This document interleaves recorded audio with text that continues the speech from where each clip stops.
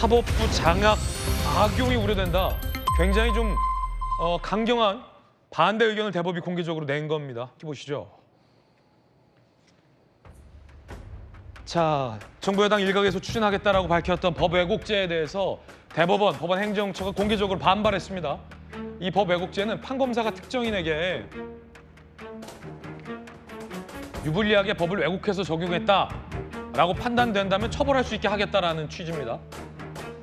대법원의 입장입니다. 법관을 위축시키고 사법부 독립을 약화시켜 권력이 사법부를 장악하기 위한 수단으로 악용 가능성이 있다라며 공개 반대했습니다. 김광삼 변호사님, 사법부 장악이라는 키워드가 들어갔어요. 굉장히 공교로운 건 법 왜곡죄 말고도 대법관 증언이랄지 아니면 사실상의 사심제 논란이랄지, 그렇죠? 아니면 뭐 대통령의 재판 중지법 등등등 여러 가지 민주당의 법사위를 중심으로 거론되고 있는 것들이 사법부 장악용이 아니냐라는 논란이 거세잖아요. 자, 그런데 이 법 왜곡죄와 관련해서 지금 대법원이 반대 의견을 내놨는데 정치 권력이 사법부를 장악하는데 악용될 수 있다라고 반대했다. 굉장히 의미심장해 보이는데 어떻게 김광삼 변호사님 보십니까? 제가 볼 때 이제 민주국가의 척도가 삼권 분립이 얼마나 잘 작동하느냐, 저는 그게 제일 중요하다고 봐요. 특히 이제 어떻게 보면 여당이랄지 정부는 같은 일체일 수 있어요. 그러면 일단 삼권 분립에서 이권 분립이 되는 거죠. 그러면 우리가 사법부가 최후의 보루라고 하는 이유는 그거예요. 정권을 잡았을 때 여당이 더군다나 다수당이었을 때는 사실은 굉장히 무도하게 선 넘은 입법, 그다음에 정치를 할 수 있기 때문에 이걸 제어할 수 있는 유일한 기관이 사법부거든요. 지금 우리나라가 지금 현재 그런 상황 아닙니까? 현재의 압도적인 다수를 갖고 있는 민주당 그리고 대통령. 그러면 이걸 제어할 수 있는 사법부밖에 없는데 지금 사법부 대법원 증언 관련해서도 지금 뭐 26명으로 늘리자는 거 아니에요. 그것도 지금 현직 대통령이 재임 기간 때 임명한 사람이 다수라는 거 아닙니까? 그러면 결과적으로 대법원을 이제 장악하게 되는 거죠.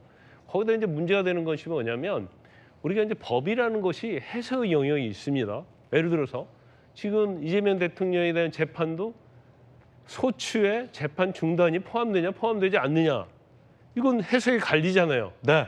그런데 서로 우기는 거예요. 재판 중단이 포함되는 게 다수설이라고 막 우겨대거든요. 또 일부에서는 그게 아니고 재판 중단은 포함되지 않는다고 또 이쪽에서 주장을 하고 있단 말이에요. 그럼 만약에 판사가 재판 중단을 했어요. 그러면 재판 중단은 포함되지 않는 사람이라는 측면에서 보면 법 왜곡한 거 아닙니까? 근데 법을 계속 진행해요. 그럼 현재 민주당이나 정부 입장에서 보면 법 왜곡죄단 말이에요. 이 법의 어떤 해석의 여지가 우리가 칼로 자르듯이 무 자르듯이 딱 정해져 있는 게 아니에요. 그렇군요. 그런데 그렇게 했을 때, 여러분 검사가 이재명 대통령 수사했어요. 이건 대장동 사건, 이거 배임죄 돼. 그래서 기소를 했어요. 그러면 지금 민주당은 조작 기소를 한 거 아닙니까? 그럼 기소한 사람들 다 법 왜곡죄가 되는 거예요?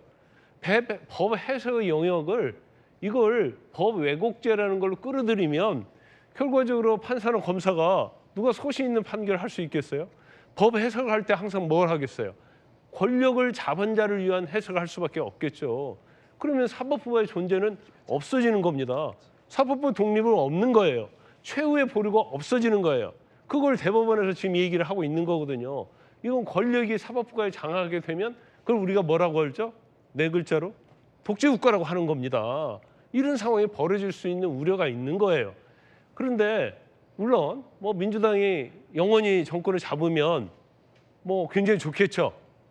근데 상황은 그렇지 않을 수 있어요. 정권이 바뀌면 또 관련된 거 가지고 또 마찬가지로 또 판사를 검사를 겁박하겠죠. 그런 일이 반복되면 안 된다는 거예요. 그래서 역사를 보고 그다음에 법 왜곡이라는 게 굉장히 추상적이기 때문에 이현령 비현령이 되는 겁니다. 네. 그래서 그러한 행위를 하면 절대 안 되죠. 그렇군요.